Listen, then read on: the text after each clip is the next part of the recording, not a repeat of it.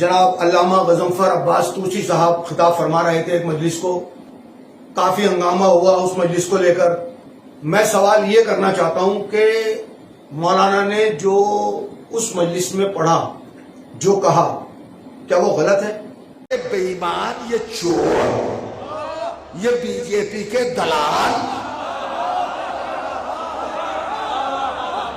अरे जो अमित शाह मोदी योगी के खिलाफ न बोल सके वो इब्ने जियाद के खिलाफ बोल जाता।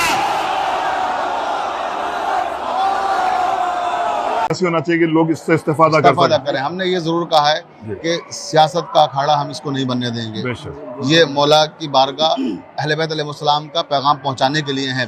जातियात की जंगें लड़ना है आपको तो अपने स्टेज सजाइए अलग, मौला के मिंबर का उसके लिए इस्तेमाल ना करें।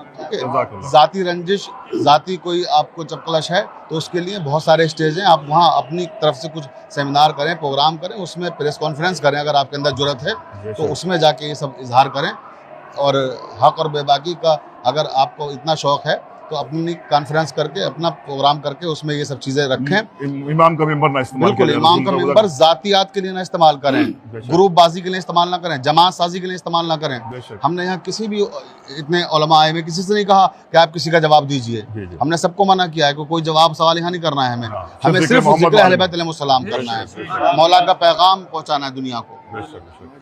और मैं देखिए, जितने भी लोग मौलाना की किरदार कशी कर रहे हैं वो याद रखें मेरी इस बात को, बल्कि वो इस बात को चैलेंज लें अपने लिए कि मैं उनको बरहना कर दूंगा। इतने सबूत हैं उनके मेरे पास, इतने रिकॉर्ड्स और इतने सबूत और इतनी शहादतें मेरे पास मौजूद है कि उनको बरहना कर दूंगा कौम के सामने।